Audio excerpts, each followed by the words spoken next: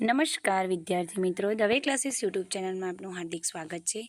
વિકાસ પરીક્ષાલક્ષી અસાઇનમેન્ટમાંથી આજે આપણે વિષય સામાજિક વિજ્ઞાન ધોરણ છે 9 અને એમાં જ વિભાગ બીના પ્રકરણ 8નું સોલ્યુશન જોવાનું છે। તો શરૂઆત કરીશું। પ્રશ્ન 1, એકીકૃત ન્યાયતંત્ર એટલે શું? તો જવાબ આવશે બંધારણમાં સમગ્ર દેશ માટે સળંગ, સુગ્રથિત, સ્વતંત્ર, નિષ્પક્ષ અને એકસૂત્રી ન્યાયતંત્રની જોગવાઈ કરવામાં આવી છે। ભારતીય સમવાયતંત્ર કેન્દ્રમાં સર્વોચ્ચ અદાલત છે, જેનું સ્થાન સૌથી ઊંચું છે।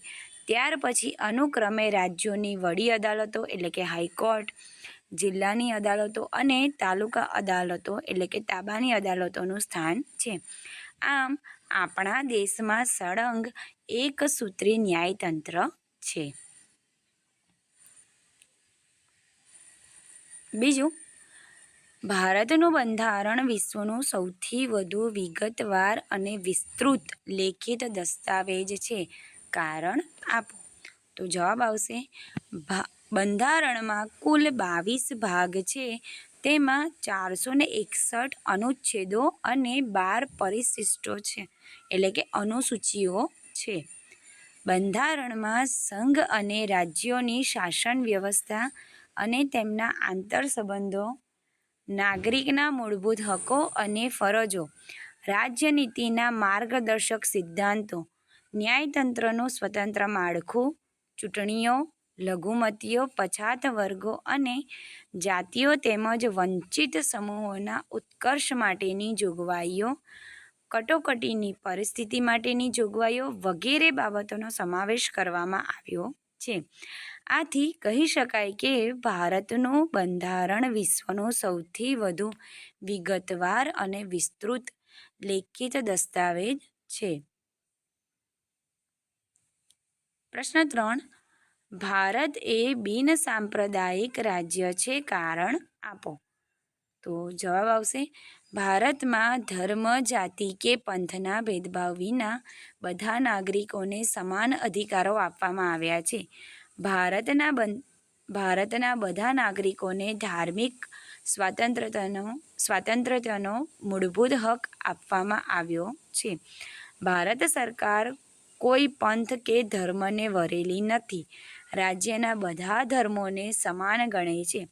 રાજ્યની નજરમાં ધર્મના કારણે કોઈ ઊંચું કે નીચું નથી, દરેકને પોતપોતાની પસંદગીનો ધર્મ પાળવાની છૂટ છે। ભારત સરકાર ધાર્મિક બાબતોમાં નિષ્પક્ષ અને તટસ્થ છે। ભારતના બંધારણમાં સર્વધર્મ સમદૃષ્ટિ અને સર્વધર્મ સમભાવનો સિદ્ધાંત સ્વીકારવામાં આવ્યો છે।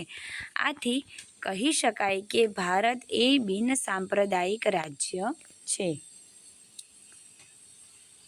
પ્રશ્ન 4, સાર્વત્રિક પુખ્ત વય મતાધિકાર કોને કહેવાય?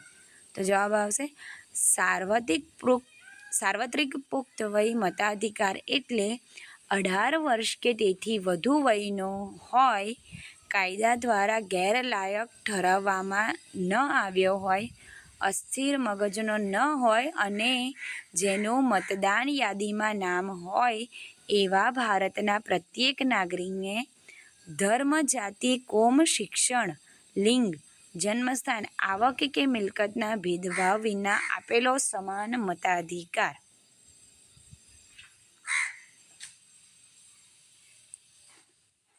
પ્રશ્ન 5, આમુખ ભારતીય બંધારણનો અર્ક છે। કારણ આપો।